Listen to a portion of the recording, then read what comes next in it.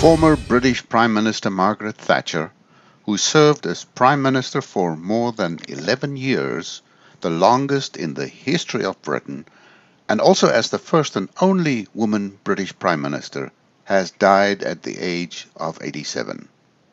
This tribute of American Universe is brought to you by Hillsdale College. Hello, I'm Ashley, a student at Hillsdale College. Here is my professor, Dr. Larry Arnn, on natural rights versus entitlements. America was founded on the idea that human beings are born with natural rights, such as the rights to life, liberty, and property. A person who holds this view of rights makes no demands on others except that they respect those rights.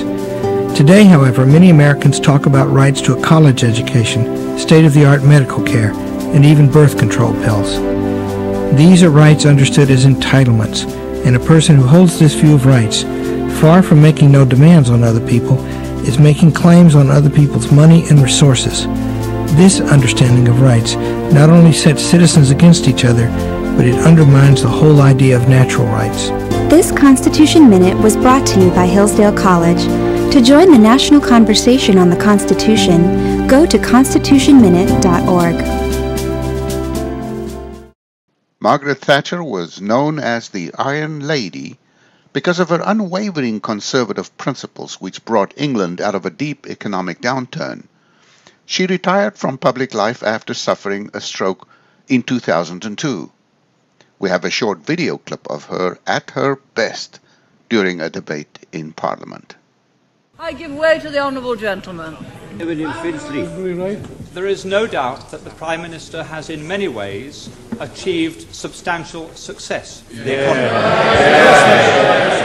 There is one statistic that I understand is not, however, challengeable, and that is that over her 11 years, the gap between the richest 10% and the poorest 10% in this country has widened substantially. That's right. How can she say at the end of her chapter of British politics that she can justify many people in a constituency such as mine being relatively much poorer off, much less well housed, and much less well provided than it was in 1979?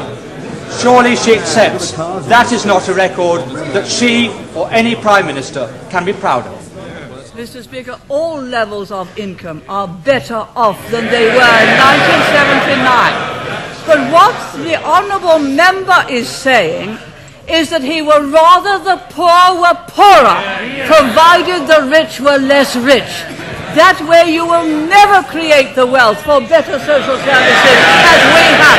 And what a policy! Yes, he would rather have the poor poorer, provided the rich were less rich. That is the Liberal policy. Yes, it came out, he didn't intend it to, but he did. I give way to the honourable gentleman. I'm extremely grateful. The Prime Minister is aware that I detest every single one of her domestic policies and I've never hid that.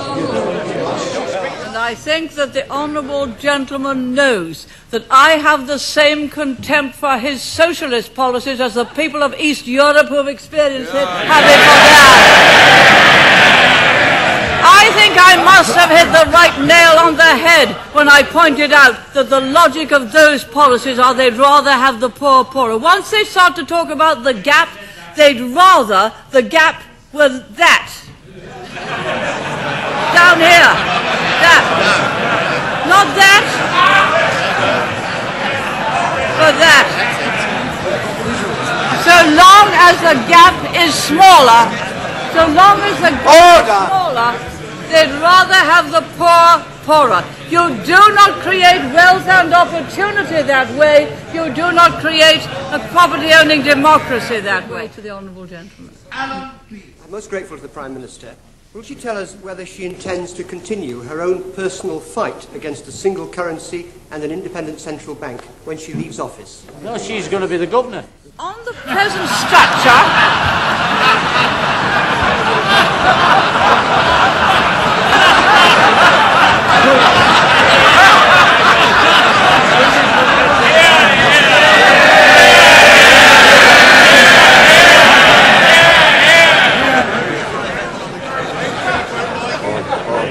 Order.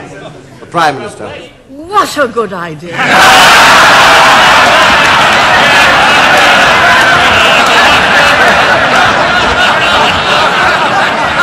hadn't thought of it.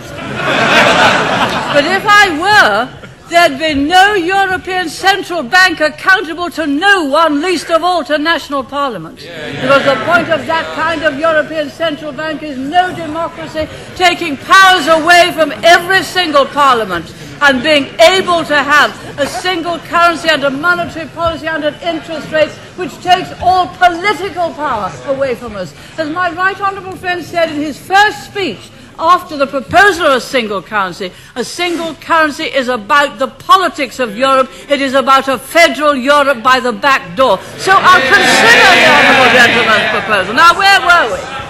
I'm enjoying this. I'm enjoying this.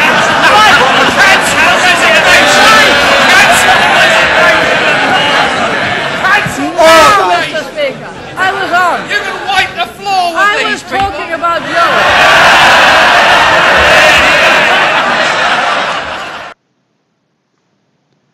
Margaret Thatcher, an icon and a great example of the power of preserving the basic truths of liberty. She will always be remembered.